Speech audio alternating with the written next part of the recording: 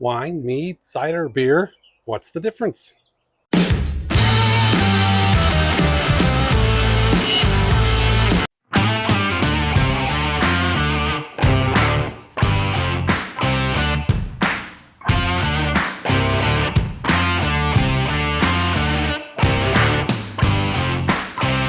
Hey, this is Mike with Smoking and Drinking. Today we're diving into the world of fermented beverages. Wine, mead, cider, and beer. What sets these libations apart? Now I can hear what you're saying. Even you, Wes from East Texas. Wes? East? You're saying, hey, why y'all have them rubs and seasonings back yonder on your smoker? Ain't this a video about wine and such? Right you are, Wes. But at the end of this video, we're going to take a peek at our video on picking the best pellets and rubs for the smoker. You want to be sure and stick around for that. Even you, Wes.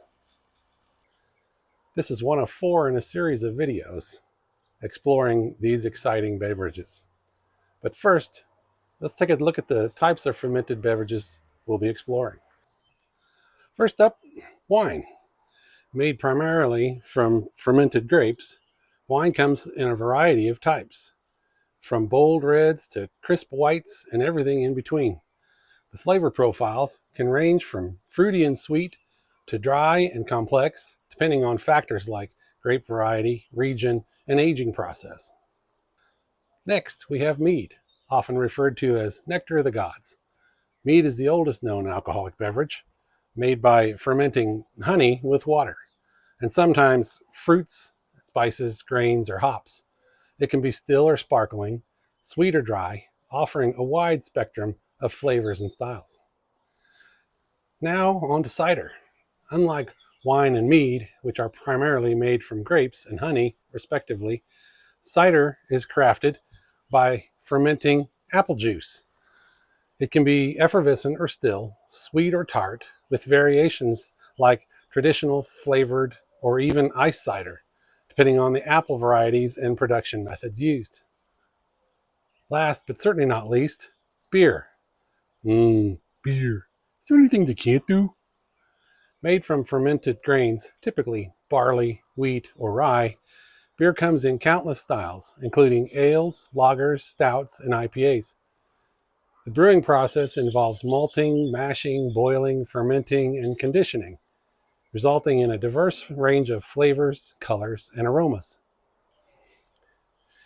Each of these beverages offers a unique taste experience, shaped by its ingredients, production methods, and cultural significance. Whether you prefer the elegance of wine, the richness of mead, the crispness of cider, or the complexity of beer, there's something for everyone to enjoy in the world of fermented beverages.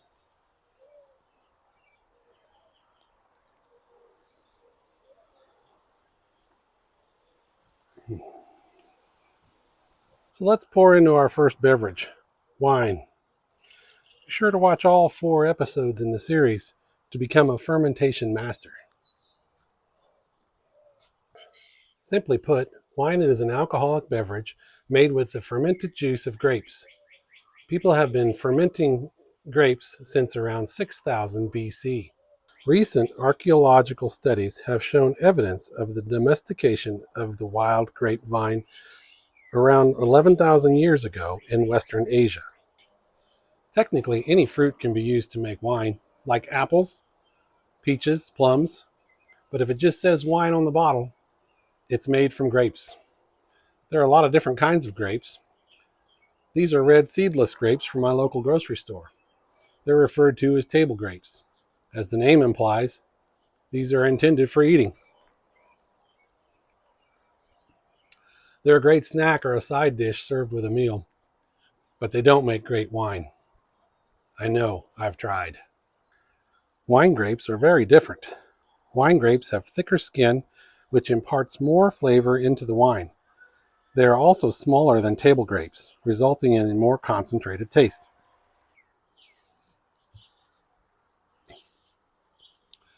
In addition to being smaller, there are fewer grapes on a vine, because smaller yield helps ensure that each grape is strong enough to produce a high-quality wine. Wine grapes also have large seeds, making up a significant portion of the fruit. This, like the skin, gives the wine more flavor. Finally, wine grapes are sweeter than table grapes. Grape sweetness is measured in Brix, and wine grapes generally have a Brix of 24 to 26, whereas table grapes have a Brix of 17 to 19.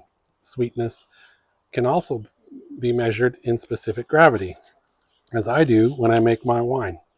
Simply put, specific gravity is a measure of the density of a substance, in this case sugar, in comparison to the density of water, which is 1.0. Let's talk terroir. No, not terror. Terroir. Terroir. Terroir is a French term that simply means a sense of place. The term is used here to describe the environmental factors that shape a wine's character. These factors include soil composition, climate, and microclimate. Together they make each vineyard unique and also influences the type of grapes they grow in that region. For example, where I live, because of the climate, soil type, and amount of rainfall, etc., I couldn't be successful growing a Pinot Noir grape. But a Norton or Cynthiana grape that thrives in the Midwestern United States has produced several award-winning wines on the world stage. So what does this mean? Simply put, Pinot Noir, Merlot, Chardonnay, Cabernet Sauvignon, Sauvignon Blanc, Shiraz, and Champagne are all grown in France.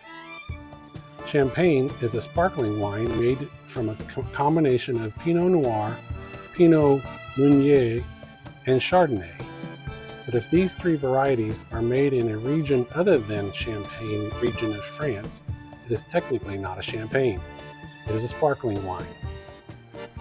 Italy is known for red wines such as Chianti, Barbaresco, and Brunello, as well as whites and of course the sparkling wines like Asti and Prosecco.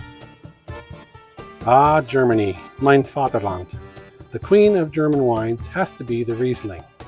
And one of my favorites, the Gewürztraminer, although technically originating from northern Italy, is very common to be planted in Germany. Here in the States, the Napa Valley and Sonoma regions of California are best known for their Chardonnay and Cabernet Sauvignon. And then there's the Syrah. The origins of the Syrah were once a matter of great debate. Many thought it must come from Sicily, ancient Persia, also known as Shiraz, which is modern-day Iran. It's also the reason it is called Shiraz in Australia. But recent DNA results indicate that its parentage is actually from the Rhone Alps region of France.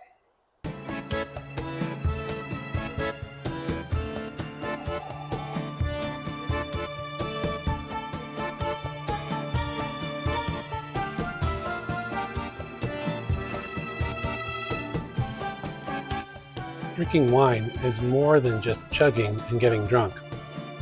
Don't get me wrong, I'm not a wine snob or anything, but I do like to enjoy the fruits of my labor. Wine, like anything else you eat or drink, has many nuances. How does it look, smell, taste, and feel? When I say feel, I don't mean to the touch, but it does have a mouthfeel. Mouthfeel refers to the amount of body a wine has. Is it full-bodied or kind of thin? You know how when you get that pucker or dry feeling when you drink tea? That's mouthfeel. When you smell wine, you could sometimes smell certain things you wouldn't expect. There are three main groups of wine aroma. Fruity. Fruity red fruits, white flesh fruits, and tropical fruits. Floral. White flowers, gerig, and wildflowers, etc. Empyreumatic, charred, smoky, toasted, and dried smells. This group is typical in wines matured in wooden barrels. On the taste, is it sweet, semi-sweet, or dry, meaning not sweet? Is it still or carbonated? Does it have effervescence or bubbles like a champagne? I could go on for hours on this topic, You can actually get an advanced degree studying wine, but you don't want to watch me in a 5-hour YouTube video. I hope this helps you get a little better understanding and appreciation of wine, and maybe inspires you to start making your own wine. If so, check out my other videos on winemaking and become your own sommelier. Be sure to watch the other videos in this series. Don't forget to check out the video on choosing the right pellets and rubs for the smoker. And as always, thanks for watching Smoking and Drinking, and Prost!